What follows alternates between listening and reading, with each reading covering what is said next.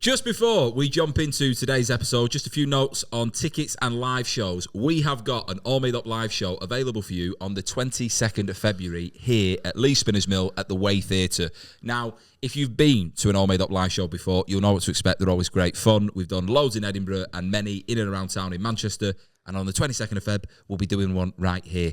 Tickets are available. Come and get involved. And on Friday the 13th of February, we are doing another Get Giddier Cabaret. This is like a comedy moosh-boosh of acts. We've got poetry, storytellers, comedians, musicians, and what else have we got? We've even probably got dancers, I don't know. It's a bit of everything. It's always a good laugh, and it's only a £5, so get tickets for that on Friday the 13th. And we've also got Killer Comedy. Yes, which, unfortunate for most people, are sold out on the 31st of January, our first show here at Lee Spinners Mill. Tickets flew off the shelves. But the good news is we've also got another show on the 21st of March. Tickets are available. They're 15 quid. It's always a great night. IMC it, 3 pro acts, 15 quid. It's great value. It's great comedy. It's a good night. Get your tickets at getgiddier.com. Ben, hit him with the good news. Oh, the good news. Are you ready for this? Bob. Finally, we've launched the All Made Up Patreon. For you guys that don't feel like you get enough from All Made Up, you want a little bit more, there's loads of unreleased episodes on there, our whole Edinburgh content's on there, bloopers, offers to tickets in the future to live shows, everything you could possibly want from All Made Up. I'll even put a selfie of myself in there for you. If you want access to our Patreon, the link's in the bio for this episode and also on all of our socials as well. So sign up and buy me a coffee. Do as the man said. See you soon. Enjoy the episode. It's all made up again. Yeah. It's all made up again. It's all made up again.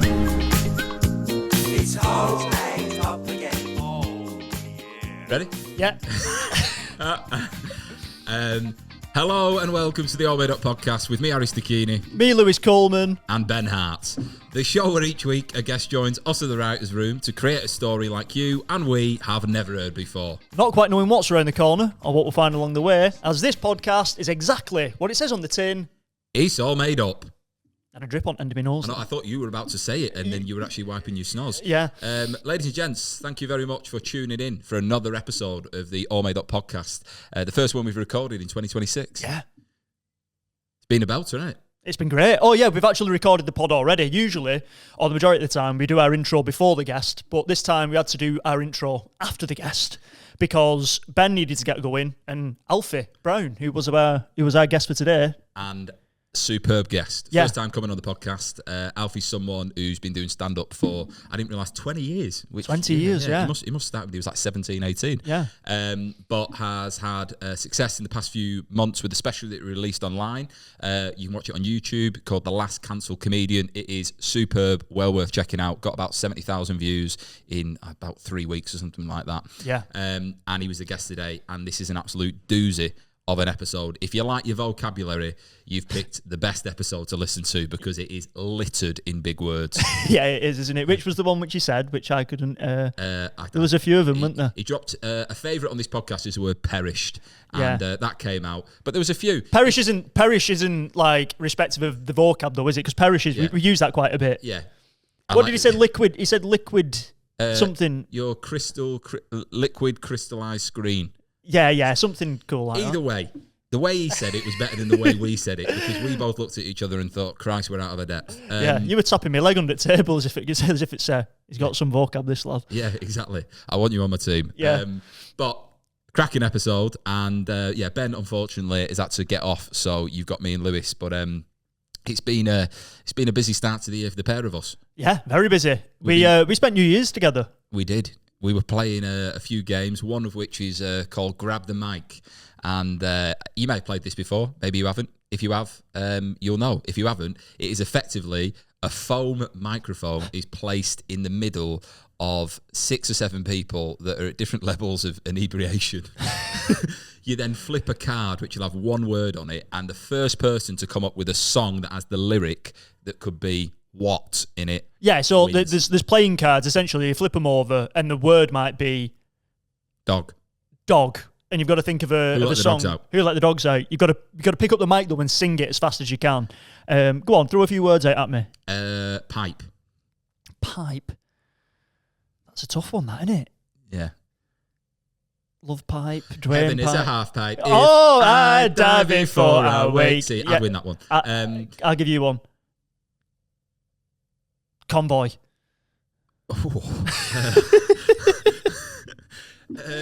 We've got a brand new convoy rocking through the night. Is that? Yeah. Oh, right, okay. Into your beautiful sight.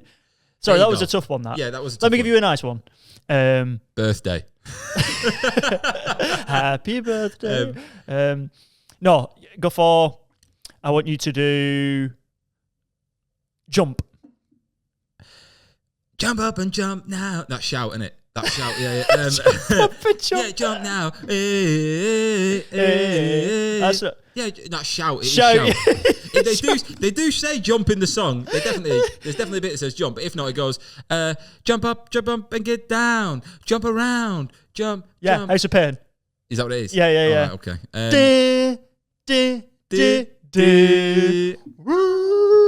Yeah. That one. See, so basically we're equal on points, but we played that New Year's Eve, and it was a very last minute party. But I think everyone brought, their A game, and equally an amazing buffet of food. Yeah, plenty of food. What was the cheese? Clemens always made cheese scones, pitters, carrot cake, brownies, cookies. Yeah, Fiona made cookies. Yeah. Sorry, yeah. I made some wedges. Yeah, which- Harry made a oven roasted wedges, which I absolutely can. To be fair, Well, they were good, weren't they? yeah, they were nice. Yeah, exactly. And they were probably the least amount of effort of everyone's input to the buffet, but You're trying to say least effort, most taste. I would say most taste. No, What you are- I'd say is the tray was empty, whereas people were taking back tacos and bits and pieces like that. Wow, I'm not saying I don't appreciate it. you are in bother. I'm not in. You're in bother. The Last Supper and what I provide, everyone ate. Yeah, because it was a small portion what you brought. Mate, I filled it up 3 times. Not throughout the night. Yeah, no, it was a mountain of wedges. You're just It was a oven tray of wedges. oven tray is underplaying what it was. 2 inches deep of wedge, and then a little mound of them on the top, and they were good, like chunky ones as well. They weren't. Either way, what I made was good, and this episode is an absolute cracker. Yeah, nice segue from yeah. the wedge. Well, Yeah. the other thing I think is worth plugging, if you're listening, is the fact that we're in the studio right now, but Yeah. obviously we've got the Way Theatre. We've got the Way Theatre. We've got live shows coming up. They are literally, go on our website, www.getgiddier.com. Get Giddier obviously produces the pod. You can find all the dates there. Get tickets. But also, we've got a Patreon that's up and running now. We've got plenty of episodes which are already on there, and that's going to be getting updated with stuff which isn't going out on YouTube. So you'll have access to that by supporting us a little bit. Any of the tiers will be good. But yeah, if you can support, please do, so we can keep doing bigger and better stuff. Yeah, exactly. But we've got tickets as well for the Killer Comedy Show on the 31st of January, which is literally the other side of these doors. We are 50% sold already, and the lineup is myself hosting. You've got Chris Washington opening, Charlie Lewis in the middle, and Nina Gilligan as the headliner. It's a killer bill, honestly. Tickets, as I say, 30% sold, 50% sold, but you can get them on the Get Giddier website.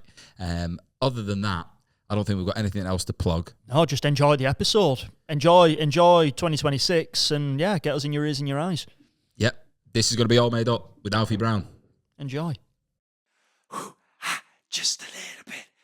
And we're back. Welcome to the podcast, Alfie Brown. Great. And I apologise for the temperature. Yes, I came straight from walking the dog, and I wanted to change into something. But here we are. This is what I'm wearing. Well, mate, you're pulling it off. Well, most people Thanks, listen yeah. anime, so most people don't watch. Most people listen. Yes, this is the. So you'll be able- it's never. You never know who you're performing to. Yeah, really. exactly. Yes. The ears or the eyes. Yes. Did you walk the dog around Sefton Park? I did walk the dog round Sefton Park. Tremendous. It was a great day, although it was curtailed a little bit. I didn't plan my day very well. My morning. The dog was pissed off, visibly pissed off, to be walking back home so quickly. Really? Oh. Yeah, And you were like, I've got a podcast to do, mate. We'll figure this out later. I've got to go to Lee for the first time in my life. Yeah, he's like, Hey, "Leave." welcome. Thank you very much. Charming Yeah. a charming mill to be doing a podcast in. We've got the mayor outside to meet you after as well. This is an important day for Lee. This has got to go well. The whole town depends on it. Well, I'll do my best. Well, I think we're in. Yeah, we're in, aren't we? We're in. Alfie Brown is the guest for today's podcast. That's me. We appreciate you coming on. It's a pleasure to be here. It was a lovely drive, and it's a lovely town and a lovely studio. Let's hope it's a lovely podcast. I'll do my best. Yeah, well, we appreciate you coming on because obviously you caught the back end of when we did this live on the 20... It was in December at some point. Yeah, December time. Beginning of December. So you've kind of got a feel for what it might be, but at the same time, we are in a studio. We've been doing this about three years now, it's always nice getting new people in, like yourself. But the one thing I was curious to know, and we were chatting about before you arrived, obviously, when we bumped in at Creatures, you filmed your special there, didn't you? I did, yes. Yeah. How was the response for you being off the back of that? Because it feels like it's just gone crackers. I'm glad that that's how it comes across to you. I don't know, really. Like, have you ever entered the lottery? Yeah. And when you enter the lottery, you fantasize about winning it, Yeah. despite that being the least likely thing. Yeah. Could possibly happen. It's much more likely that you obviously don't. So, like, I think when you put out a special, or when I put out a special, you just have to allow your brain to travel to the ends of the universe in terms of delightful outcomes. But I did have in my mind a sort of realistic goal for how I thought it would go, and it is gone like that. And more than anything, it's such a fuck of a comedy show to write because of all the cancellation and death. Spoiler. That I'm pretty happy with everything. Yeah, I really am. And actually, more than anything, I'm happy with people from, like, the political spectrum. I think is an oversold notion, and like us being on either side of a culture war divide. Like, the culture war sort of seems to have taken a little bit of a back seat in the last year or two to the wars that are going on. If there was anything to focus the mind away from the culture war, genocide was pretty. the war. Plural, actually. But people on the other side of, or who would be seen to be on the other side of that divide, have seen the show and liked it, and then broadcast the fact that they liked it on their social media channels. So that's pretty much as well as it can have gone. You never really know how well one of these things has gone until you get your ticket report for your next tour, though. Yeah. But I feel like, having watched it, it'd be difficult to argue with the show. Do you know what I mean? Like, it's really good, really clean, in terms of, like, there's no fat on anything. So for you, did you feel like you were putting yourself out there and being like, whatever comes back, I don't really care what your judgment is? No, I very much care. I think I was quite purposeful when it happened and I was slain. I was quite keen to not talk about it too much, so I tried to limit the amount of podcast appearances I did. Tried to limit them. I didn't do any podcasts. So you were forced into, I under duress. March. Well, I did actually do one podcast, but I didn't really think about. Anyway, that was a mistake. I was quite sure of the fact that after this amount of time having done stand-up, it's January, the whatever it is. Oh yeah, yesterday was my 20-year anniversary doing stand-up. Wow. So I'm quite confident in my ability to communicate through stand-up. That's my most. That is the method of communication that I feel most confident in. So I wanted to state my case in that medium and not say anything else to muddy what it was that was going to be. So I was confident when it came out that I was like, I'd stated how I felt fairly clearly and well, and that I'd been fair to everybody, but also myself. And that's important. That I wasn't too deferential to those who were furious with me. Yeah. And when I get it, but at the same time, here's this. Yeah. And here's why I think, you can be like caught shoplifting and tried for murder. Yeah. Yeah. I think that's the best answer to a question we've ever had on this podcast. I think that was it. Well, that was so clear. I was just Cheers. I was just like, I get it. Yeah. After I watched it, I'd recommended it to my girlfriend, and I said, you know, you need to check this out. And she just asked what was it about, and I give her the overview of the context, and then she watched it literally the other day, and she was brought to tears at the end of it. She was absolutely blown away by it. She said it was so good. The mad thing is, right, and this is going to mean nothing to you, but I told you about this the other day. Yeah. She's had, for the past few months, a recurring dream of a girl she went to school with, right, who they used to be friends, but she keeps popping up in her dreams. She's in the audience. She sat on the front fucking row of Really? your special. she told me, she was like, it was unbelievable. She goes, and you know what's even more unbelievable? She is sat on the front row. I was like, that is balmy. That's mad. Tell me them after I know her. I think you might have spoken to her, and it might have been at the start when you were like, I feel like your face is saying the opposite to what I'm trying to suggest. But either way, I just thought I'd let you know because that is like parallel universes coming together. That's balmy. Yeah. Remarkable. Well, they were a nice crowd. The second show was a disaster. Oh, really?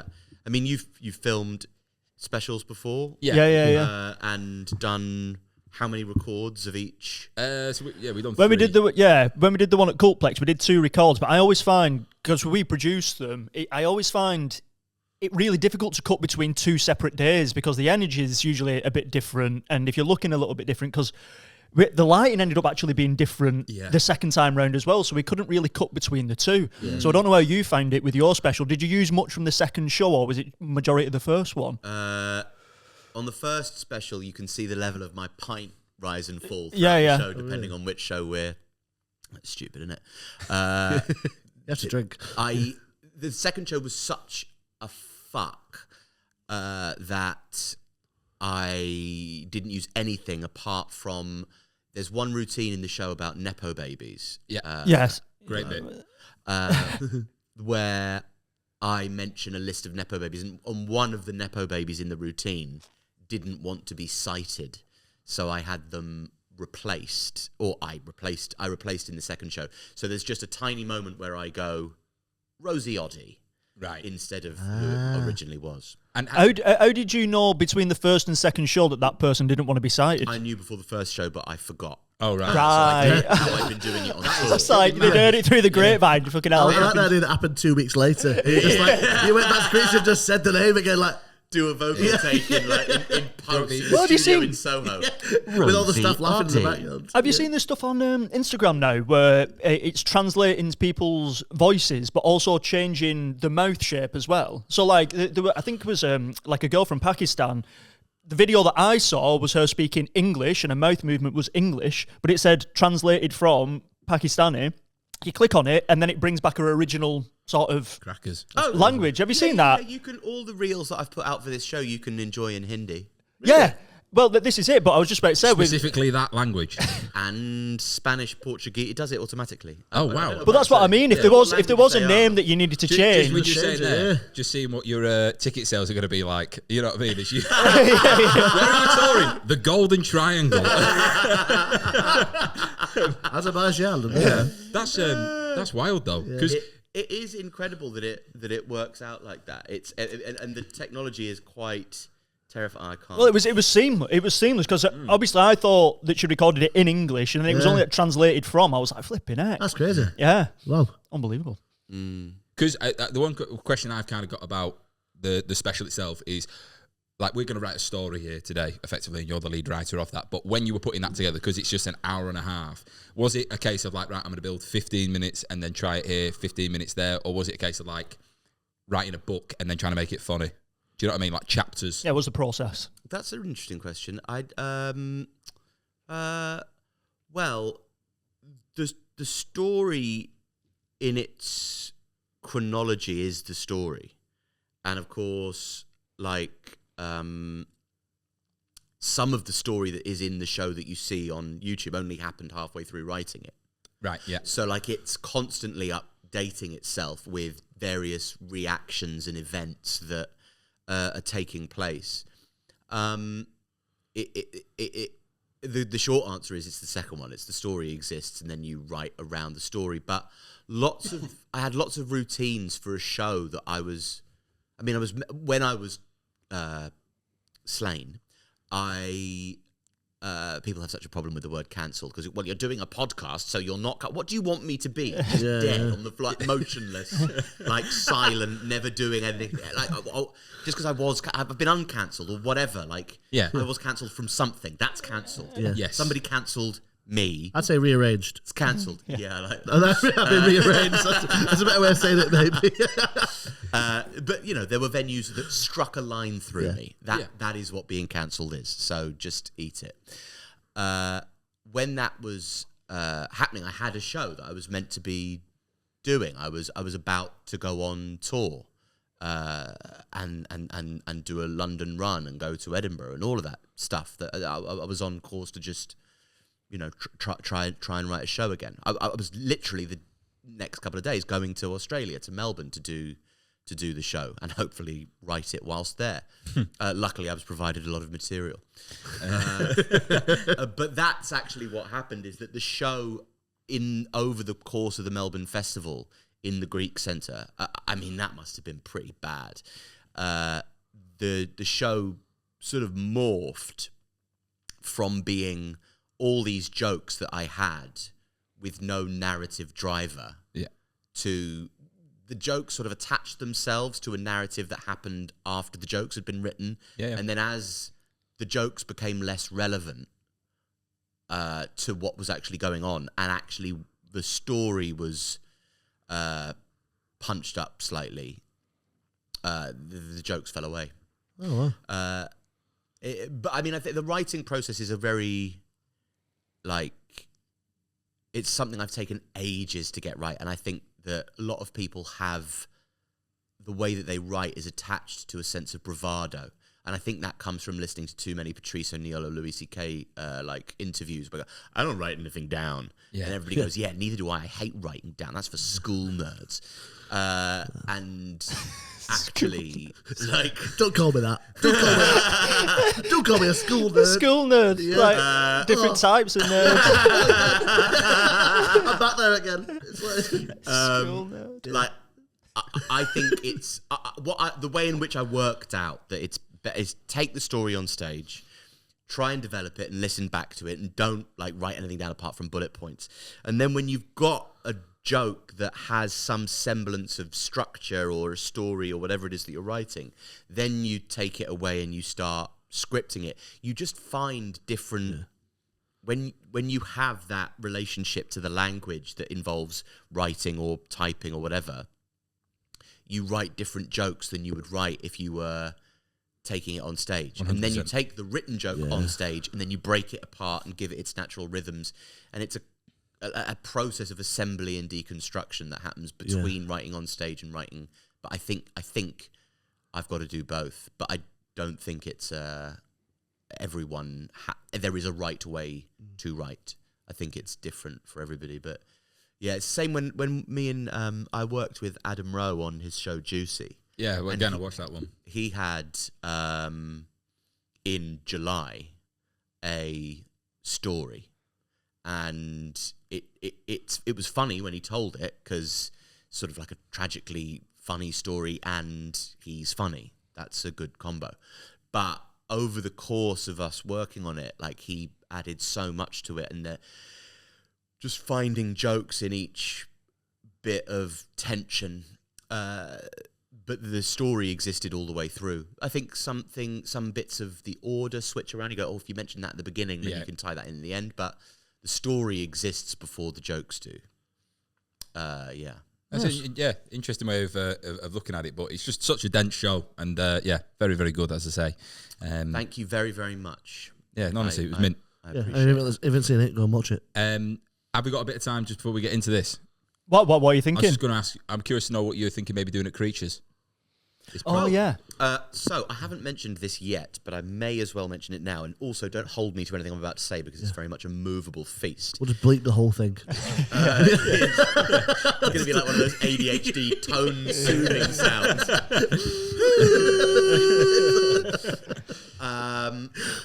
Every week on Monday at Creatures Comedy Club in Manchester, at the end of, I will do 20 minutes of new material around a singular theme.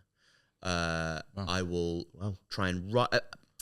How it's going to work is I don't really know. I don't know if I'm going to have to go into the audience a lot. I think I need to find a way to be doing 20 minutes of new that doesn't involve it being like me veering away from the way in which I do stand up. So I enjoy talking about the comedy as I'm doing it and being deconstructive and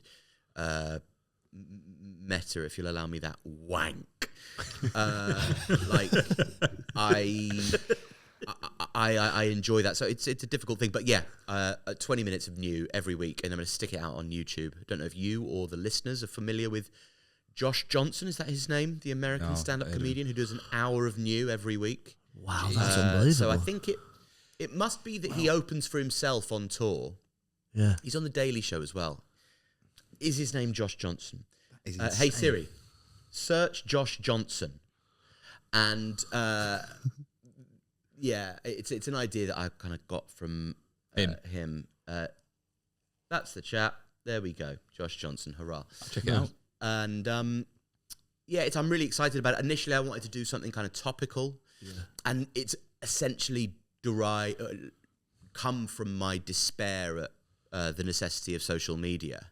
So if I can bend social media to my will and essentially generate content. So much, with that every week. But like, unbelievable. But all I'm doing is writing stand-up. Yeah, that's really... Which is the thing that I want to do. Yeah. I don't want to be walking the dog and talking about Reform UK. Yeah. It's just not me. I've seen people the dog doesn't listen, does he? Sorry? The dog doesn't listen. No, he's just like, I don't understand why you keep telling me this. What can I do about it? No. He's from South Africa. He's from shit. Heritage-wise, obviously. Is it a Rhodesian Ridgeback? He is, yeah. Oh, nice. You know your dogs, don't you? Mate, they use them to hunt fucking lions. They're like big pooches. Well, that's actually a bit of a myth about ridges and ridgebacks. Oh, really? To make people feel more comfortable about the history about them. It was actually to keep the black people away from the white people in Rhodesia, is what they were actually bred for originally. They've just changed the wording of well, that explains a lot. My nana used to have one. I think you've got your first theme. In the audience, actually, can I stop you for a second? That isn't true. Yeah. Why did you have a dog on stage? Today's guest. Why is he sat on money? Well, he actually, most of the jokes that I've got for my next show that I'm working on at the moment are about him. He is the source of all my joy and indeed humour. So yeah, come along to Creatures every Monday. I'll come check that out. Yeah, definitely. Try and happen. I don't think it will be topical because again, I think maybe something topical that happens will be a jumping off. But I think I've got to keep it personal because I'm better at that and relate personal anecdote and feeling and story and theme to something more broadly political. And if there happens to be a slow news week, I don't think there will be one anytime soon, but that might not be. It might be of interest to you, but Rory Scovel did a documentary on YouTube called Live Without Fear. Mm-hmm. And are you familiar with it? No, he basically goes to a comedy club and has to do a brand new hour every night for 6 nights or whatever. And it's recording the story of like him off stage as well as on stage. But obviously the decisions that he makes when he's on stage, he's talking about the day after it's happened and being like, I don't know why I did this and this. But it's quite interesting because he's like a very quite surreal at times, you know what I mean? He's taking like tablecloths off tables and pretending they're capes and then just running off with that direction. But it's worth watching because he's very imaginative, but it's a lot more kind of play in the room rather than like, I'm going to tell you about myself. Yeah. But it's an hour long. I think crowd work has to be something that's in there as well, but crowd work that isn't, what's your name, where'd you come from? It has to be like... you know, how do you feel about this? Would you invade Venezuela? Yeah. Harry says yes. I mean, it's a game of opinions, isn't it? Well, it sounds great, man. It sounds great. Honestly, I'm going to come check that out on a Monday. Speaking of writing stories. Yeah. Speaking of writing stories, let me move my cups a little bit closer to my hands. Get us into it. Right. Ladies and gents, this is going to be all made up with Alfie Brown.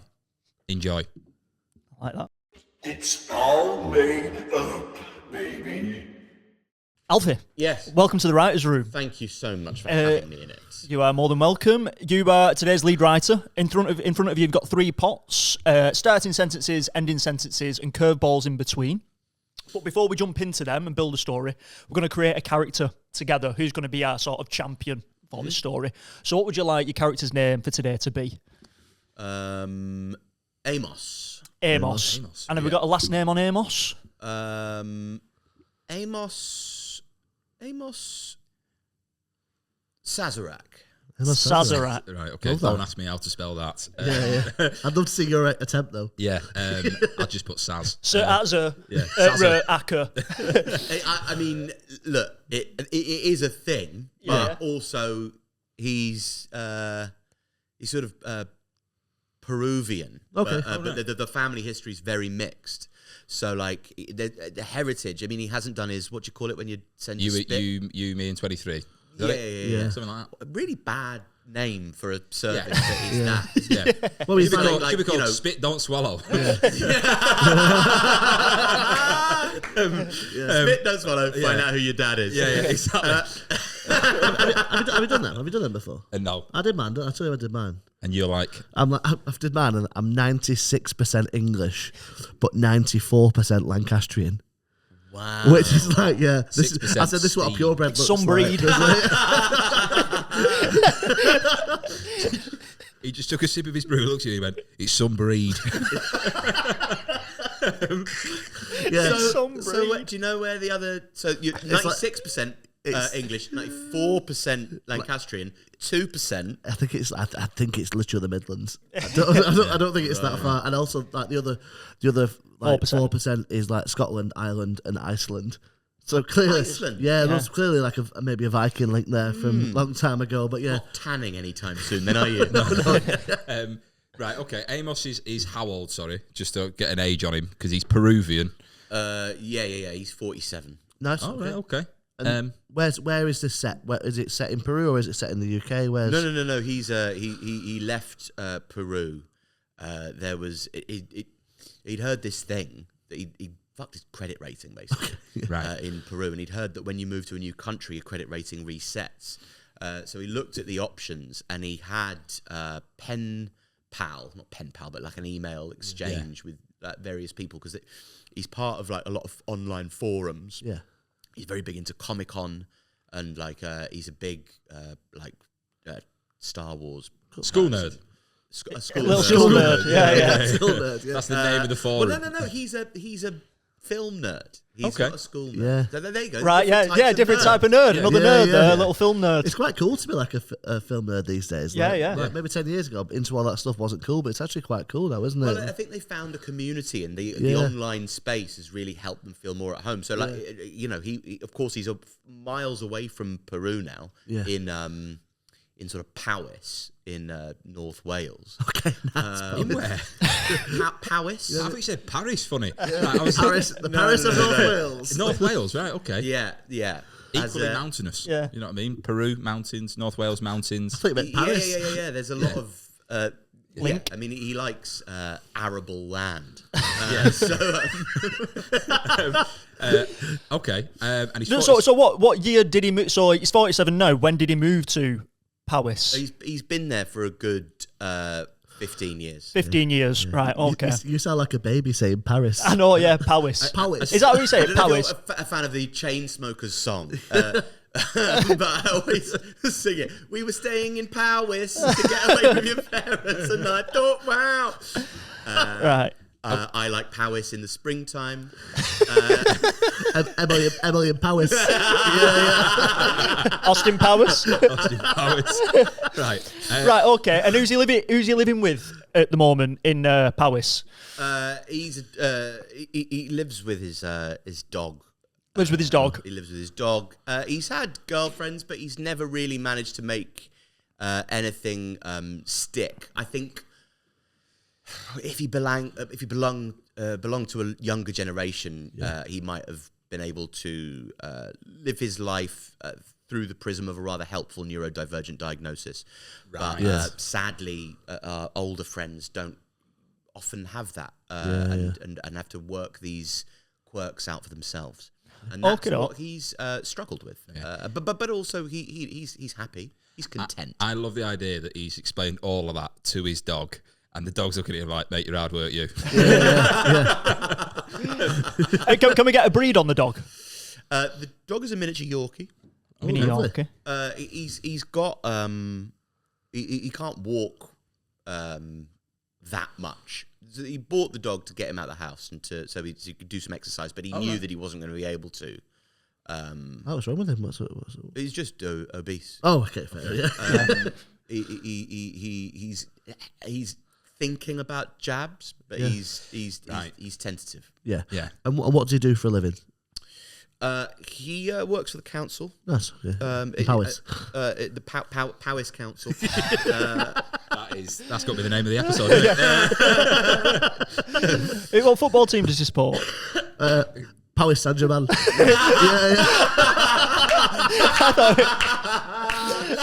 Crystal Palace. Crystal Palace. Right, there's loads. Just before we move on to his job, can we get a name on the dog? Yeah, Mabel. Mabel, right. Okay, so we got Mabel as well. And how long's he worked at this council for? Since moving there? Did he get in there like quite early or? Well, he's sort of gone around various like civil kind of help jobs. I think when he first moved there, he was worked on the bins and just has dotted about. I think he's trained over the last while to be a social worker. Right, okay. But it didn't go his way. It's one of those things that he thought he wanted to do more than I think he could, and now he's in administration. He works behind a computer. I think he thought he was going to be better with people than I think he was. Yeah. Tough job, social worker. Very tough job, especially for somebody with a kind of active, with his problems. I think he wasn't cut out for it, and I think he had to learn that the hard way. And cost him a bit of time. I'm getting the impression he's quite like an underdog that is very likeable, but it's almost like life just hasn't necessarily gone the way.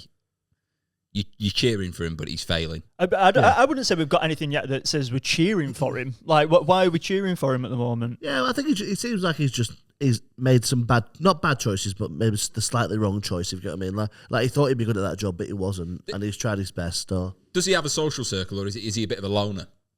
I think he is a bit of a loner. Yeah, I think most of his company comes from the girlfriends that he's had throughout his life, and he tries very hard. But I think he can still. I think it's easier for a lot of people to find like girlfriends or sexual partners than it is to find friends, because we've gamified the experience of finding love, which might end up actually hindering it more than it helps. But because you've got apps for like for partners, you find those more easily, and also you can find them within the space.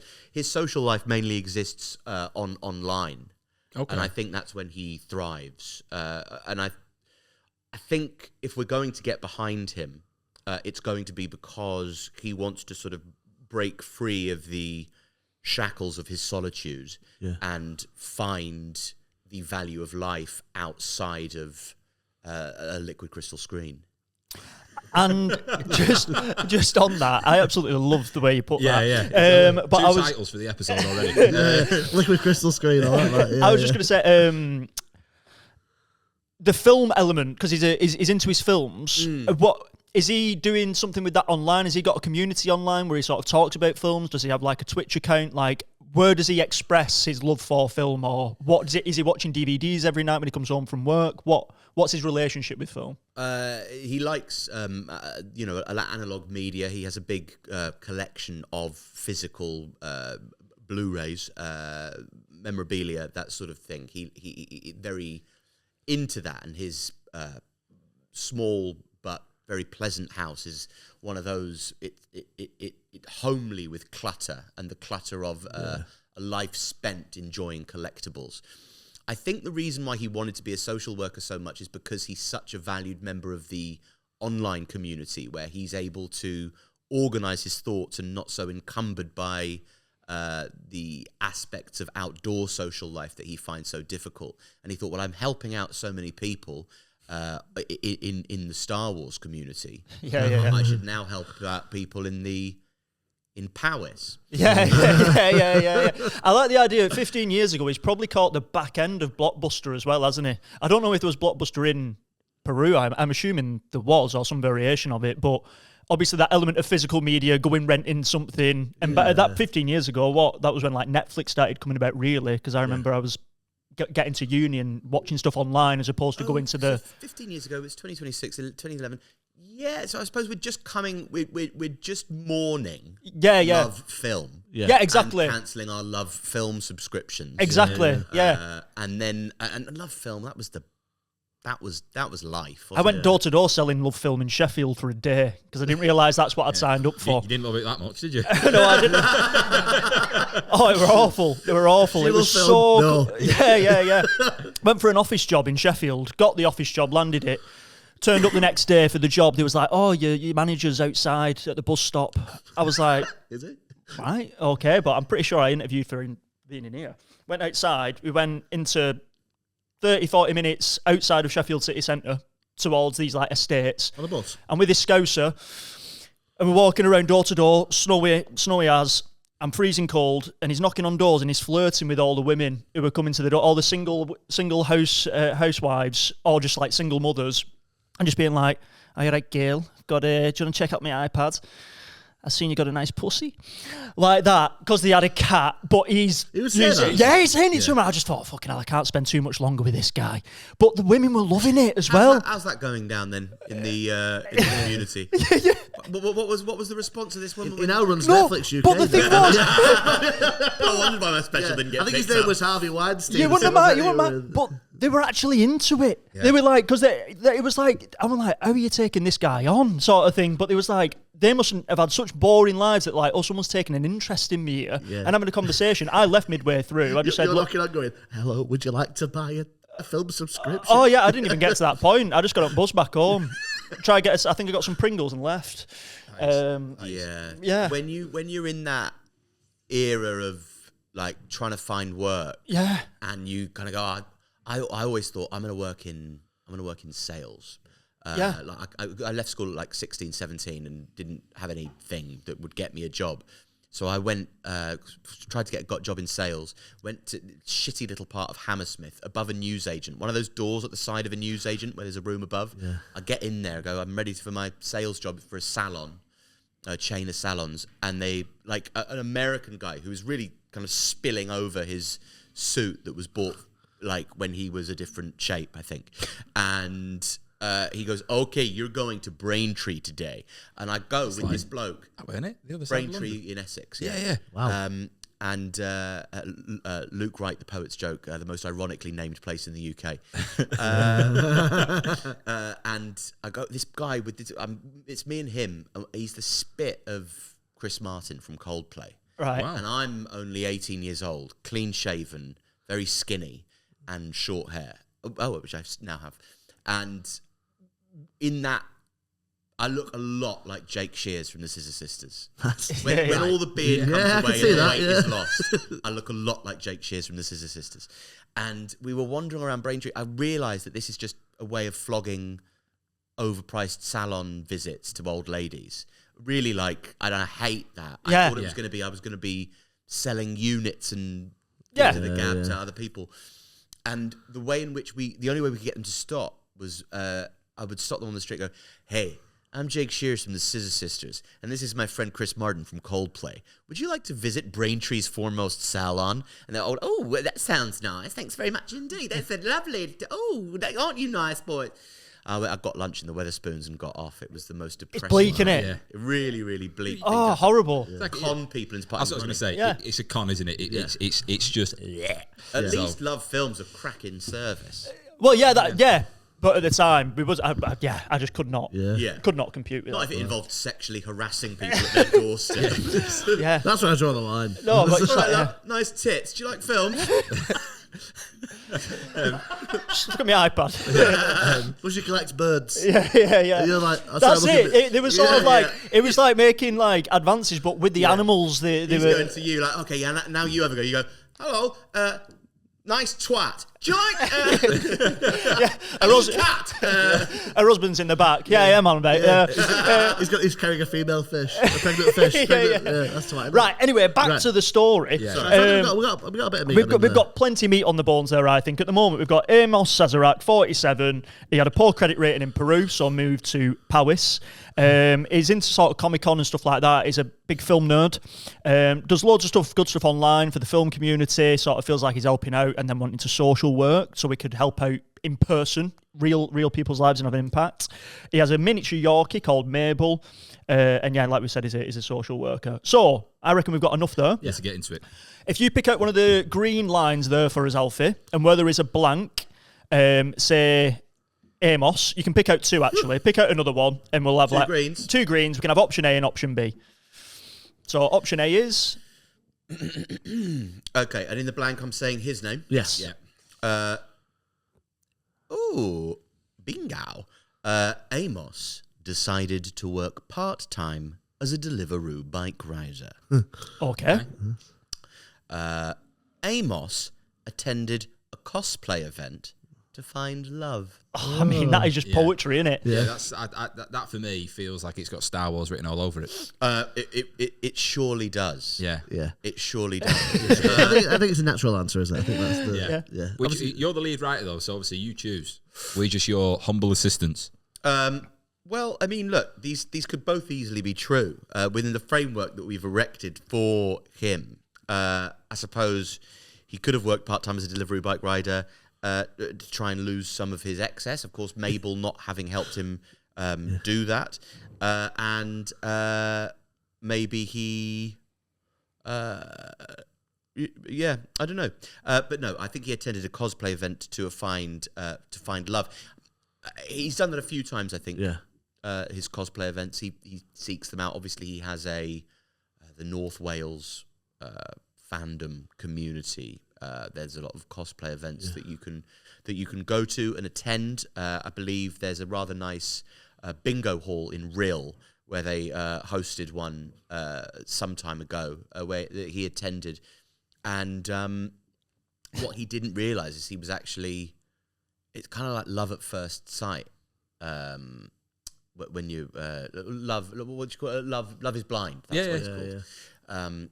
Because he was dressed as Chewbacca, and he got speaking to this girl, and he finally found like fluency in his conversation because there was no pressure. But he just knew. It was a bit one note. Yeah. It really felt like he was communicating. Wow. It wasn't held back by his appearance almost. Like he wasn't uncomfortable at all with how he looked. Yeah, but he's not an unattractive man. Yeah. I think he's just slightly insecure. It's not about like insecurity aesthetically. It's about if you have hidden this aspect of yourself, if you are, and that's the whole sort of joy of fantasy, I suppose, and this escape. Being somebody else is the time at which you feel like you can truly be yourself. Did you watch the... what was the documentary I told you to watch? The story of Ibelin. Yeah, the story of Ibelin. Have you seen that on Netflix? I've not. Oh my God, absolutely incredible. So just a quick brief on that. So essentially, this guy... I think he gets like motor neurons disease or Locked-in syndrome. Locked-in syndrome. So essentially, obviously in a wheelchair, can't move his body or anything. But he had one of them things attached to his computer where he could play it via his mouth, I think it was. Mm-hmm. And essentially, it builds up thousands upon thousands of hours of World of Warcraft. And his parents are like, we're just going to let him do this because it brings him joy. Like, he was quite active when he was younger and he essentially just lost everything. But thousands and thousands of hours. Anyway, they're talking in the documentary about, he's never going to have a relationship. He's never going to experience like what it is to be like intimate with someone. Anyway, he passes away, dies. And then... his parents get flooded with emails, thousands of emails from people he's connected with online saying, so sorry for your passing, when's the funeral? And they think that he hasn't really got any friends. Anyway, turns out that he's created this absolute massive story arc in the game World of Warcraft, and he's had a massive impact on. He's had relationships, he's cheated on people, he's started like guilds, this, that, and the other. But they thought he's experienced nothing, just been sat in his chair almost. His life through the yeah. game. Oh, That's absolutely amazing. incredible. Really moving. Wow. Yeah. It's like proper gets you. Is it suitable for an 11-year-old? Absolutely, yeah. It's really well put together. It's just a nice, it's a nice thing, isn't it? Are you texting I'm going to text Kev. I'm just going to say, look, We've pal. got a carpenter next door, so if anyone is listening and hearing the sound of wood being cut, it is Kev the carpenter. While we're doing that, should we choose the end where the story Yes. ends? Choose the So end. if you want to pick a red one, Oh, that'll okay. be where the story finishes, and then we've basically got half an hour to work from A to B. All right. There's a rather good book called The Diving Bell and the Butterfly by Jean-Jacques Bourby, who he was in a car accident. He was the editor-in-chief of French Elle, and he could only move his left eyelid. So they got like an E is one blink, an A is two, and then he wrote this whole book about his experience and the kind of beauty of That life. was like a Morse code version with his eye. Yeah. That's Wow, really cool. did the whole thing with his eye. Did he live in Paris? He was in Paris. So what, how's the story ending? Oh, I've got two again. Yeah, two, that's cool. Ask. The island was their only chance of escape. Okay. The UK financial sector was under the control of a 500-year-old vampire. Okay, wow. Right. Well, both could also be quite fantasy, can't they? Like make believe. Yeah. I quite like the idea of the island being the only chance of escape. Just from a point of view of if it is fantasy, there is an element of like a quest that you are on. Do you know what I mean? Whereas like the vampire is a sense of that feels like that is an antagonist in a story. I think that he. I think that the island is the only one that necessarily screams to me that it would fit with Amos's journey. I mean, in a sense, the island, the British Isle, was his only chance of escape from Peru. Yeah. So maybe there's a chance, there's a case of history repeating himself, and he's got to choose between the value that he's found in a new social group that he'll discover, but in so discovering this new and thriving social life, he depletes his credit rating to such an extent that he's got to perhaps move to the island of Ireland. And do you know what would be really fitting if the person he's met is called Klarna? Okay, so let's bring it back to the beginning then. So obviously it's he goes to a cosplay event, and we're saying he was dressed as Chewie. He was dressed as Chewie, yeah. And who was the sort of, what would you say? The love interest. The love interest, Maybe it's because he's obsessed with Star Wars, is he? He is, yeah. So maybe he saw a Princess Leia. Like, keep it, quite simply, he saw someone dressed as Princess Leia and was like, What do you think, Alfie? What was the love interest wearing at this cosplay event? I think actually, it being a cosplay event, it could be that this person that he was trying to was actually Hermione. like that. And he was going, "Oh, you're a Harry Potter fan." So I've never really gotten into that. Well, Star Wars, and through this antagonistic clash, it ended up being quite a useful social lubricant. Yeah. The way you articulate It's things Sam Allen is- and Clem, isn't it? Pardon? Sam Allen and Clem, in terms of the vocab. It's poetic. Basically, two people who have higher IQs than me and Lewis. Yeah. And Ben. I'd be as well. Just sort of pulling out words, and I'm like, that sounds so good, and I've never heard them. I never heard the term lexicon until I lived with my mate Sam, and then I've just now started adopting it, and I'm like, that's in your lexicon. Yeah. He uses it wrong all the time. He tries to describe like animals. That's a lexicon. That. Look at the lexicon on that. Look at the lexicon on that. But yeah, so that social lubricant of this like little almost fencing match between them, but in terms of my interest, your interest. Exactly, yes. I think when you have a little bit of friction with somebody, it can be, and you start slagging them off a little bit. The book calls it negging, I think, or the the conversational equivalent of pulling on somebody's pigtails. Yeah. I like the idea, right? Because obviously at a cosplay event, there's loads of different stands sometimes, isn't there, of like stars from Star Trek, Star Wars, signing things, this, that, and the other. I think they're both in the queue for a shared interest in something, and that's what gets them talking. Like you said, oh, Harry Potter, not into that, Star Wars, not into that. And that's what brings them together initially, queuing for something. What is it they could be queuing for? And once we figure that out, I'd like to see a conversation between Amos and Hermione. Okay. And then They improvise. were both in the queue to get a signed photo from someone who was in both the Harry Potter franchise and Star Wars. Now, let's all put our brains to work and try and think about who I've got it. the fuck Who is that it? is. I need to speak to the Goblin. Warwick Davis? Yeah, was he not in Star Wars, Warwick Davis? He was actually, yeah. He played one of the little Yeah. Wookiees. Yeah, there we go. Winner, Right, winner! Yes! So they're both in the fucking Warwick Davis queue. Did you just say winner, winner, or Willow then? No, winner, winner. That's the best thing you've ever done this Do you know podcast. the real... Right, okay.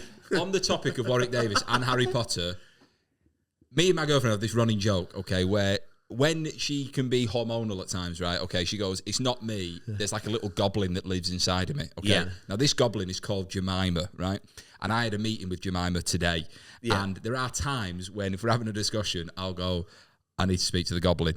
Yeah. Because of the Harry Potter film. And obviously, it's like a nice running joke, but the fact that Warwick Davis is in both of them, and their mate was in the front row, this is...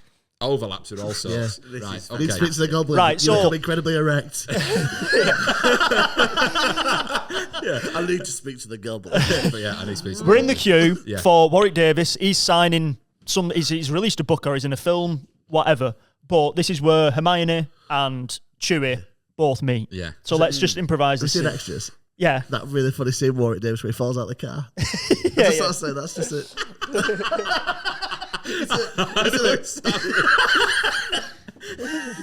It's not funny because it's laughing at him because he's small, but like, but it is funny. It is. Yeah, I mean, there's some money in that thing, I suppose. If you get, there's a lot. Being bullied by Ricky Gervais is quite a lucrative line of work for a lot of people. it's slapstick. That's what it is. Exactly. Why is Harry not in a mill? Because he's being bullied by Ricky Gervais. from this Yes, point I on. think that's the trans community's biggest problem. They don't see the financial reward. Right. Okay. So I'm in the queue. You're clutching a book probably to get signed yourself, yeah? You got it. Action. Ooh, bit on the nose, isn't it? What you've come as. Can't do it. No, this is a great costume, and it's the only one that it's the only one that really is complete. Is bespoke, is for me, and is good. He's a classic character with heritage, and his friend. It speaks to both the element of friendship but unspoken. Proprio diciamo solamente sono inglesi resonates with me because the unspoken bond between Harrison Ford and Chewbacca is the beautiful thing, and to communicate without language is, and I see it's my second language, so is a beautiful thing, I think. So Hermione's new is fair weather. Is you say fair weather in? Yeah. You're single, aren't you? I am. Yeah, I can tell. You talk an awful lot. We are at the Comic Con. He's all single here. Yeah. Well, you make a point, actually. I think the thing is, it's like, when I look around, there's like 5 Chewies I've seen today, and there's only one Hermione Granger. Yes, I think the proof is in this pudding, because Chewie is great classic character, therefore popular. You don't see any Hermione Granger. You don't see any Dr. Harold Shipman. There is reason for this. Neither of them are likable or good. I think it's more the franchise is overrated. You know, if you were to think of the success Harry Potter's had, I think it dwarfs what Star Wars has had. Yeah, Willow's just like, what did you just say? Yeah, Warwick, sorry. We're at the front of the queue. yeah. I go, dwarfs, and he's that's the point. And he's signing something and looks up. Oh, as he's if dwarf to- success. You're talking to me. Yeah. And then I go, I need to speak to the goblin, please. So you're towards the front of the queue. We're in front of the queue. And the thing is, it's like the success of Harry Potter. It's a better franchise and story and characters than Star Wars. It is, look, it's fine. It's some rip-off bullshit. I think derivative of various things that have come before.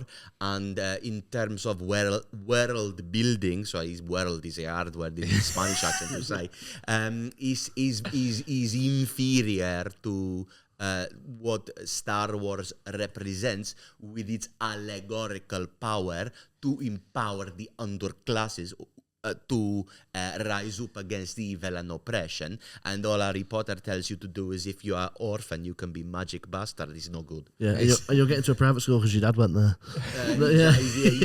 He's nepo baby. Yeah. He's lightning on his forehead like a nepo baby, like the Philip Seymour Hoffman child in that boring film. I think while this is going, Warwick Davis is just waiting for us, right? So we can get this signature right. Okay. Look, it's been lovely speaking to you, and I feel like there's more to more I'd like to kind of understand. I'm happy for me. Sorry, can I nip in? Yeah, I think they've lost their place in the queue. They've been queuing for ages. They've got to the front. They've sort of took the piss a little bit having this conversation, and they've gone to the back again. And because there has to be like Friction. more to this. No, I've got it. What if there's only time for one more? Right. He's such a nice guy. Oh, nice. And Yeah. then he goes, actually, you can go and see him. But, like, you drop your wand or something. Right. So it's Okay. like a Cinderella sort of like. Yeah. Is classic. Yeah. Okay. That is good. So they're a moment of ultimate friction. Yeah. They're still teasing. They're still they're trying to maybe find a mutual interest, but they can't quite agree on anything. But they're both enjoying the friction too much to leave it. Warwick's got to go and have lunch and hang out with Ricky Gervais. TV's face to you. Sorry. Is he a Sasquatch? No, he's What is he? like an alien, isn't he? He's like a big bear, isn't he? creature. It's not a Wookiee. Wookiee, Chewbacca. Yeah, is he a Wookiee? Yeah. Right, Yeah. okay, yeah. Okay, so I think, there's a case of there's only one more, and... Oh, do you know what? Sorry, just on that. There's 5 of them at this convention, isn't there? And is it that he dropped something or she dropped something and she's trying to find him again but keeps going to the wrong one? I think she drops a wand. Right, drops a wand, right. There's a case of, right, security guy comes forward and says... Sorry, guys, there's only space for one more. Okay, well, it's been lovely chatting, but... You please, he says, only have one more. Please, you go. He was more of a feature of Harry Potter than he was in Star Wars. I don't even know his face. He's little. I go find little bear to give me autograph. He's fine. Yeah, Warwick's like this. Little bear.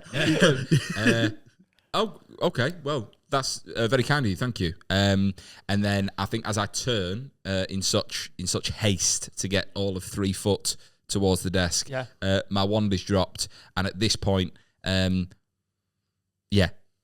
Warwick Davis signs the thing. I get a little photograph with him. I can see the wand, but I'm that in the moment and that engrossed with Warwick Davis. It's just, it's gone. It's gone. It's been picked up. Yeah, and I've made an exit. Right, okay, and maybe you're kind of left. You know what I mean, the wand picks the wizard. The one picks the Wookiee. I think the wand's got like a Twitch ID on it or something. Right. Okay. Like, a handle. Yeah, like this is what return if found. Message me on Twitch. Yeah. I don't know, it's unlikely, but it's feasible. Yeah. It's made up. In a writer's room that functions, you've got to have at least feasible, even if it's unlikely. So maybe she's known in the community, and then he recognizes And actually, after this little contretemps that they've had, Yeah. that's how they pronounce it in Powys. They realise that they've actually had conversations before, and after this disagreement, they actually both have a huge mutual adoration of the Wonder Woman films. Nice. Okay. Right, okay. I'm liking this. I reckon we've got up to a good point there. If you pick out one of the yellow ones now, Alfie, this is going to be a little bit of a curveball, and it'll send the story in a different direction. Ooh. They find a soggy lottery ticket on the street. Right. They find a How soggy are we lottery getting ticket. outside onto the streets of Rill. It Find a would be lottery soggy. ticket. Well, it could be a case of like days have passed, right? Okay, in between this Comic-Con event and a case of Amos has got the wand and he's almost like he could be sat at home and he's like mulling it over, being like, right, okay, I mean, I've got this fucking thing. How am I going to find her? No, but he has found her online. Oh, he has? Yeah. Because it Right, says okay. on the wand, Kitty Jules _ 2001. 2001. Trying to figure out how old she was going to be. She's a lot younger than her. Yeah. She's a lot younger than him, actually. Okay, so he's got the details. I'm thinking here, if he finds a lottery ticket, that could help with his financial situation, couldn't it? Do you know Well, what the I mean? thing is, the soggy lottery ticket, it doesn't have to be a winner. It could just be... It doesn't have to feature as much as it changes their lives. I was thinking, does he invite her out on a dog walk? Do you know what I mean? Like, how does he meet her in person? I always like the idea of a bit of purpose in like a good deed. So like, he's done a good deed, letting her go in front of him. He's done a good deed, returning the wand, but then he's sort of like rewarded for his good deed. All right, But, the like, universe. the universe is sort of giving back to him because he seems like he needs a break almost. Like, Yeah. and I don't know if maybe he finds a lottery ticket in Rill where she lives. I don't know. Maybe that's like all part of his like journey to. Okay, what are you thinking, Alfie? I think maybe he doesn't live in a big place, but it's next door to a really nice farm.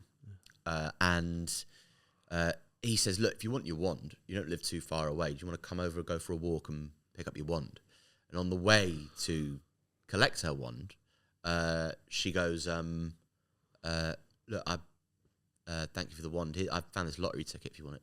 I don't play the lottery. Can it be a scratch card? It can be a scratcher. She goes, I don't gamble. I found a scratch card. I don't play it. And he goes, well, neither do I. But do you not want to? It's just money. Like, Yeah. And should we do it together? And they go to the Costa in Powys. I imagine. Scratch it away with the wand, just while it's there. I was gonna Very say, nice. Very nice. Is it quite a nice moment? Does he go, Revealio? You know, like that, like in Harry Potter, where, you know, in Snape, the Marauder's map, I was and he wondering just if scrapes away all it's the... more like he breaks the touch barrier, do you know what I mean? Or like they do it, but he like has her hand or she has his hand and they kind of share the coin. Also, because he's awkward. Well, a lot of these ones you get from Harry Potter World and the like. I've like that. Oh, we both reach for the coin at the same time. Like a 5p as well. And it's literally the tips of their fingers that touch. The But nails. It's the nails that touch. And it's not scratching because it's really hard to do it. I wonder if that's the kind of like, you know, we're sharing this moment as a, you know, Lady in the Tramp spaghetti moment. Yes, yeah. But in the Costa. They eat the scratch card and then just meet at the end of it. And it's soggy. It's a soggy scratch. A soggy scratchy. Well, in That this, well, they've affects got, the integrity. Yes, they've got to be gentle with the coin in case they Yeah. scrub away at the the perishable cardboard. but maybe they've chatted a bit while it's drying. Maybe it's drying on the radiator, and that they've chatted a bit in between. I don't know. Yeah, I heard that one. it's a favourite on the podcast, the word perish. Perishable. Having to be so gentle with it. Calm it down, love. We're gonna Like, go through it. Can't even scratch it. It's like Okay. rubbing it away. She's like, I'm feeling wood. I'm feeling wood. We've gone through. Do they win? Yeah. They win £200,000. Wow. Right. This is big money. And they resolve that he says to her, listen, you gave me scratch card as gift, but I don't feel right that you found Flora and I now have £200,000. His dream come true for me, but I don't need any more than £100,000 to be millionaire in Powys. So I am the richest man in Powys now. So you can go and be the richest girl in Wrexham, and I will, we both. And she says, why don't we spend it together? 200 grand together. Yeah. Like, why don't we? That'll be a fun thing to do. Like, obviously, sort yourself out. You got any debt? Like, but why don't we Do something with it. Why don't we do something with it? Okay. And I think I don't know if I'm jumping ahead here, Hey, it's I'll your go for story. it. but the story is they fall in love by spending this money together, but they become so addicted to the adrenaline hit that they get from spending all of this money that they're not sure whether they love the money or each other, and they have to reconcile themselves to like, do I love you or do I love having £200,000? And because to keep the love alive, they think they need to keep spending. They run themselves back into debt. Yeah. Right. At which point they realise that an island is their only chance of escape. Yeah. And Right. yeah, can we just be? Have you got an island in mind? Island. Right. Okay. The island of Ireland. Okay, I quite like. So they're stood. They can't even see it, but they're just on the beach, looking at the Irish Sea, just going The answer's safety. there. We have run out of money. We gonna have to swim there. I'm afraid. Okay, so how in this we can kind of have a montage if this was a film of like how What are they spending it? What are they spending it on? Yeah. Are they invested in something? Is it to do with films? Is it to do with like memorabilia? Maybe like go into like the locations where they were like, because all the Star Wars had some amazing locations, and the Harry Potter as well, like all the different forests. I like and the stuff idea like of that. them buying Warwick Davis for like a day. You know what I mean? Just like I'm watching him fall out of a car repeatedly. yeah, yeah, Open the car door again. yeah. Like you can do it. What? Do it again. Again? I think they do that with good intention. Then they let him go about 11 a.m. Going, this actually doesn't feel humane. I feel quite uncomfortable about this right now. So yeah, what are they spending it on? Well, they're going to Lisbon. Right. Okay. They go to Lisbon together to visit that big fuck off bookshop that yes. J.K.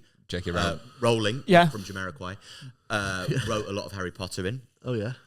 They go to the little Harry Potter shop. It's about an hour's drive outside Lyon, and they go. It's a beautiful shop. If you're into Harry Potter, he's not really into it, but Lyon's nice. Yeah. Yeah. It's holiday, isn't it? So he enjoys that. They go to Edinburgh. Obviously, they fucking spend a lot of time in Edinburgh, Yeah. ruining everything like those lot do.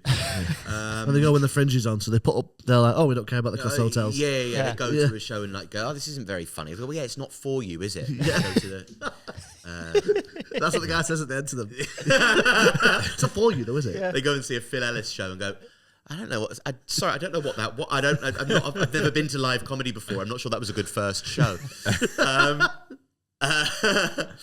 I think I need to know more about comedy so I can see what it is he's subverting.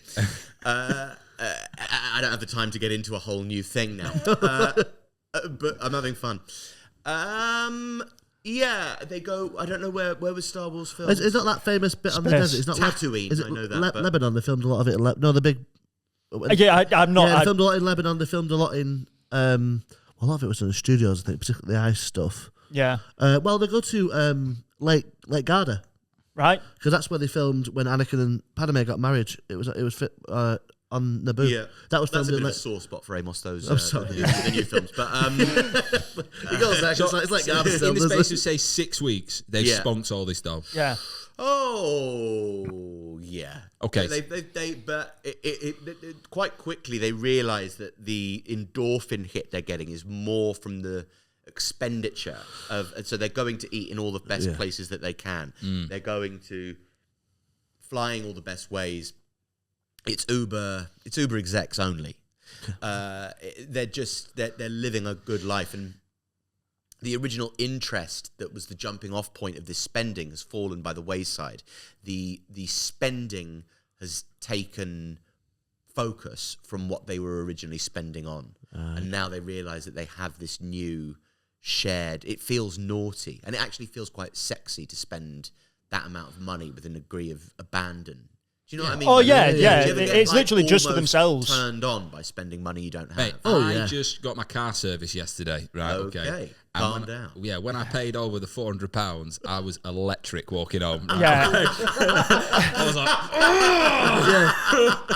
It's like when you were a kid and you got money for Christmas, you just like, and you end up spending it as quickly as you possibly can because you've got this anxiety about this. But money I in think your wallet. we were talking about the car, weren't we? And we were saying your car could have. In your head, you were thinking that's £1,000 it could have spent. Said to the guy, I was like, it's going to cost me £1,000. He was like, we'll see. And he said it's 400. But in my head, the way money works for me, and you know this, is that £600 now I'm up because I was expecting it to be 1,000. So if anything, I've actually made money. Yeah. Oh yeah. And if that was me, that £600 is going straight to jeans. Do not pass go. Do not collect. It's getting spent. That's spending money. Yeah. When I bought my ticket for the Champions League final in Paris, I genuinely felt it in my balls. I felt the money left, and I felt that little twinge in like. Yeah, you heard the Champions League music. You call yourself daddy. You're like, oh yeah. In the walk back through the most terrifying part of, as Thierry Henry says, it's not Paris, like where that stadium is, we felt very in danger. And I said to Adam, like, so deflated, I could only afford that if we won. Yeah. And it really felt like that, actually. It was so too much money that I mean, unconscionable.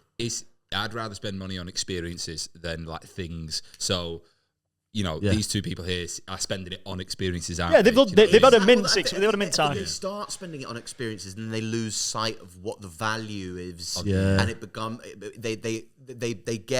they make a wrong association.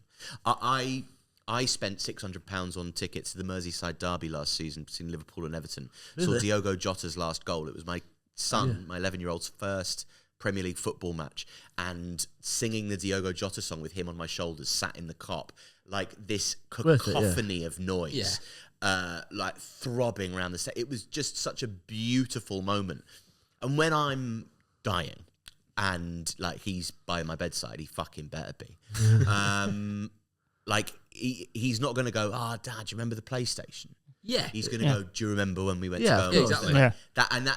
That's why it sounds like a mad amount of money to spend on tickets, but the value is greater Priceless. than something Yeah, of but equivalent cost. in the spectrum of your whole life, it's nothing, is it? Like it's. Right, okay. I really like the fact that these two people are caught up in this whirlwind, and the money's now gone. And how far into debt are they?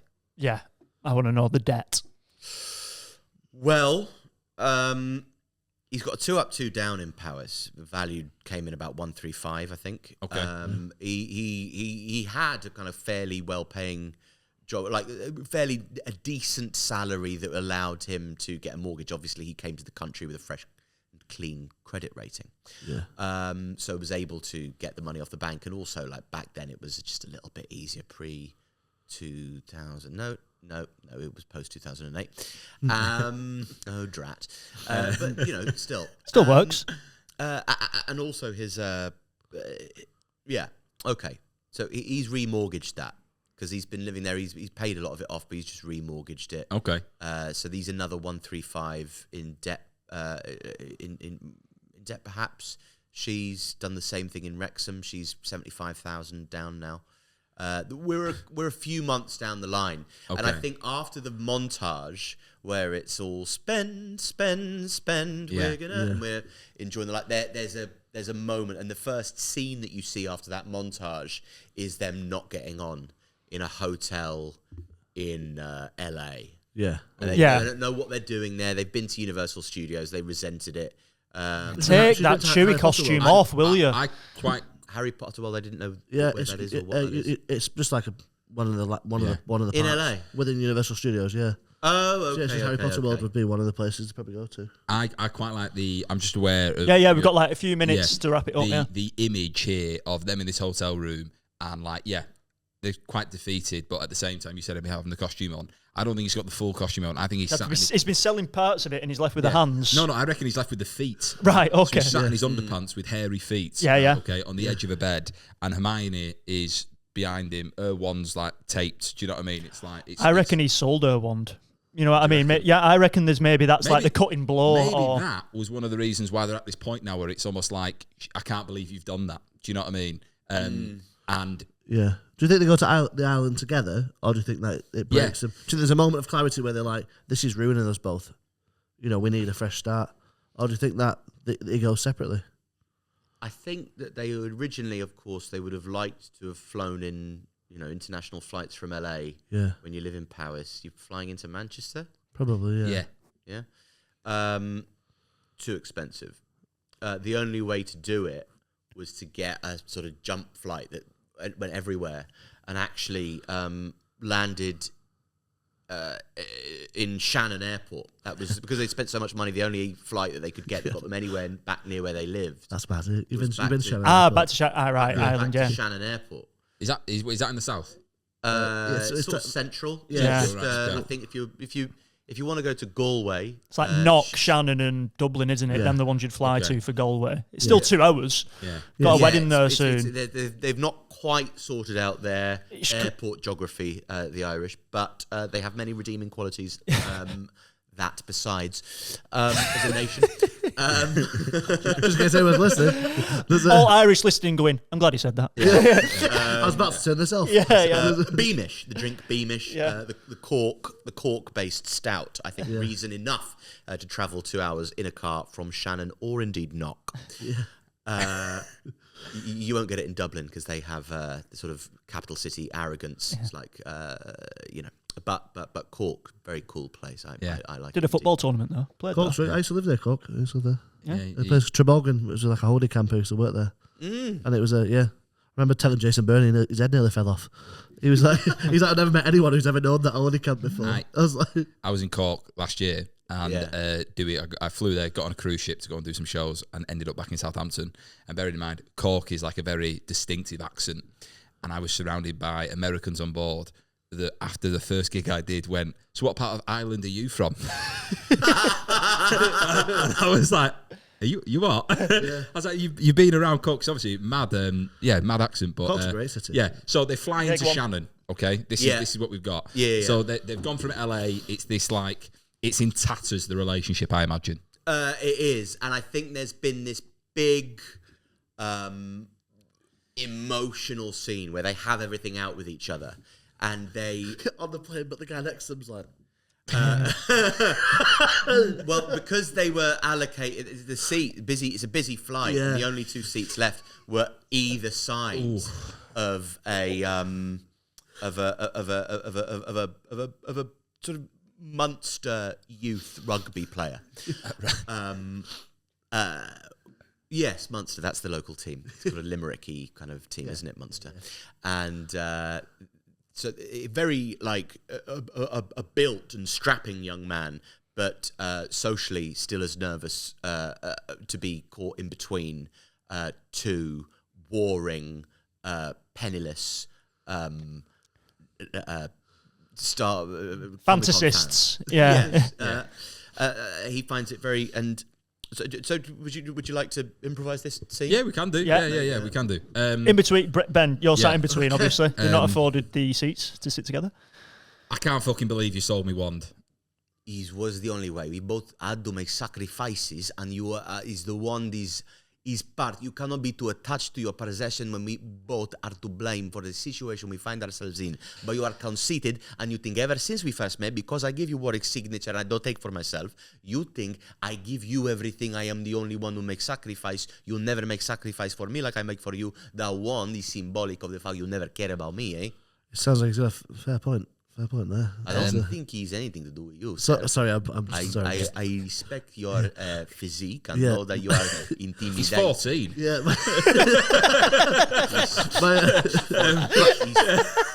He's a big 14. I know my headphones aren't working. I'm sorry. they very. He's seen him up. Just absolutely Hermione saying that's it. He's 14. He's 14. Just loud enough so everyone hears and it causes a scene on the plane. It's just so sorry, carry on. That's That's the guy in the seat opposite. He's like, sorry, carry on. Yeah, he's 14, and I understand. You do give a lot, and you have given a lot, but there are times where you do take the piss, and getting rid of that one is taking the piss. And it doesn't take away from the enjoyment that we've had, but there are certain things which are just you don't touch. We have been all over the world. We've been to every airport in the bastard universe now. We flew Aer Lingus from the Falkland Islands, and now I'm here with you, and you're saying you can't sacrifice a wand that was already broken because you dropped it because you were drunk on a martini, and you drink your martini with olive, not with lemon, which I think is wrong, but anyway. And you do not value the sacrifice I have made. Your wand is no you are.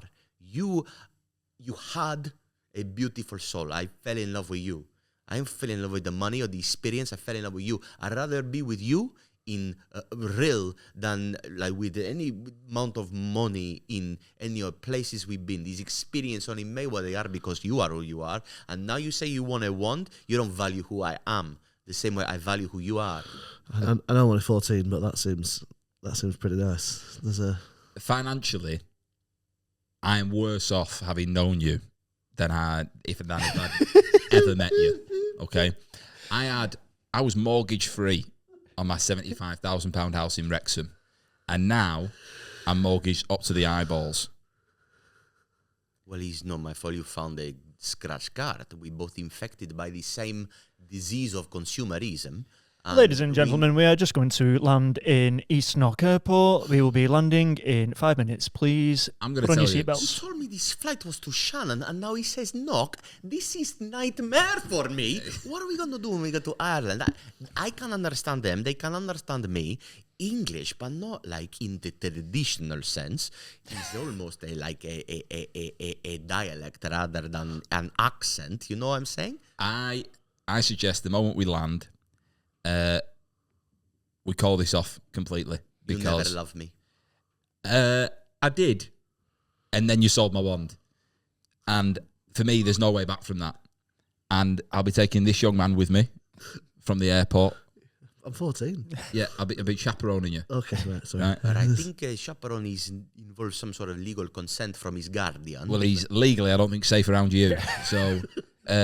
I think it's a very kind thing for you to say about me, given I've never been any threat to any child. The only you are a threat to children. You dress up like schoolgirl. You're 35 years old, and it's kind of disgusting, weird. Sort of, you make me fuck you, and you like dress as Hermione, and it's wrong for me because I know I found it arousing, but I know that's based in some sort of demented psychosexual issue that I have, is unresolved trauma around my own experience. So like now you have like I am schoolgirl, I'm Hermione, Inspector fucking Speculum, like here, fuck like me, like I don't like any of this, and you shouldn't be covering the boys' ears. Yeah. This is what I'm talking about. From the chair behind. Hands from the chair behind. And it's nothing for a young man. This, honestly, right? Okay.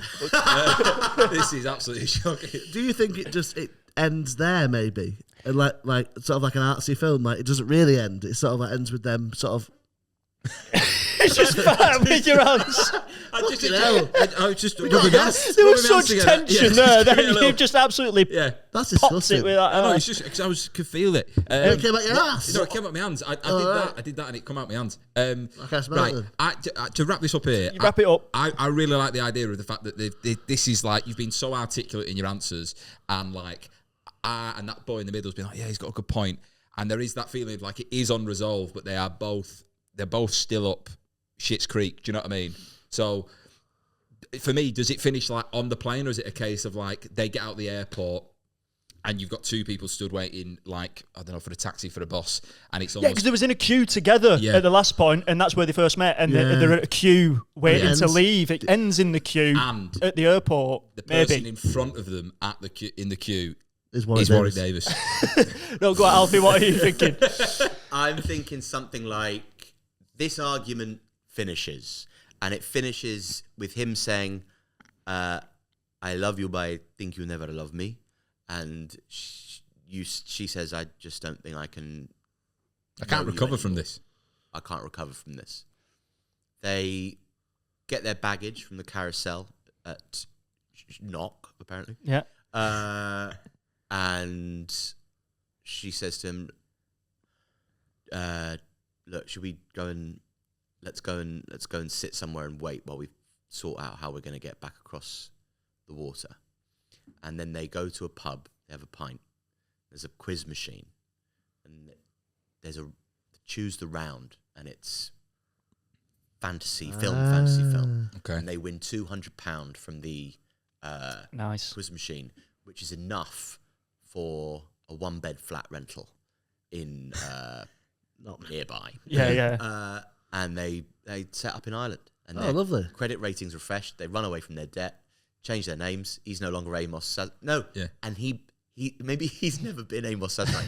His name is Yeah. Javier You know, Costales. he sits Yeah. down. And he goes, I'm gonna change my name. I'm Amos Sazerac now.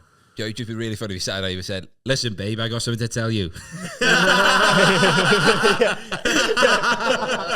You know, I never been from I fucking never been to Peru. That wasn't all a game. I was in character. I love character stuff, me, and I just love. I'm lonely as hell in Powers. I just thought I got a bit of a tan. Maybe I'm Spanish, you know. He's been cosplaying the whole time. Yeah. And so what was the final line of the story, Alfie? The island was the only chance there was of escape. There we go. There you go. That was superb. Congratulations.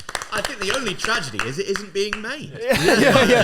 Who knows? One day. One day. You know, One day. Ricky Gervais from the TV might watch this and go, yes. Yeah. I do hope so. And back in time for pickup. Yeah. Beautiful. Thank you so much for coming on, mate. That was superb. My Genuinely. pleasure. That was really, really good fun. What a I'm glad great you enjoyed it, idea mate. for a podcast, as I believe I said to you when you explained to me what the fuck that Yeah. was. Yeah. Well, yeah, really we'd good love fun. to have you on again at some point in the future. So Yeah, great. Love yeah. You need to go and watch this, man. Your special's out on Netflix on YouTube. No, next one on Netflix. Next one's on Netflix. Actually, I might release my next special on Love Film. Yeah. I'll go around Sheffield delivering Yeah, if you it. could Watch just go Alfie. Deliver it to people while sexually Nice harassing tits. them. That'd be great. But yeah, definitely go and watch your special on YouTube. It is superb. And Mondays, is there a name for the night, or is it? Not yet. Okay. Watch out for it, yeah. I might call it the regular special. Okay. Yeah, the regular special with Alfie Brown at Creatures on don't know. Monday. I don't know what it's called. Yeah. Alfie Mondays. Mondays at Creatures. All made 8:30. up. Yeah. Really rip off the branding. It's all made up, this. Yeah, every week, all made up. But yeah, wrap it up, Harry. But yeah, thank you very much for watching, everybody. Thank you very much for coming on. Thank you, mate. thank you, mate. And if you've enjoyed the episode, please go and tell your mates, share it online, do as much as you can. We'll see you again soon. But this has been All Made Up with Alfie Brown. Take it easy. It's all made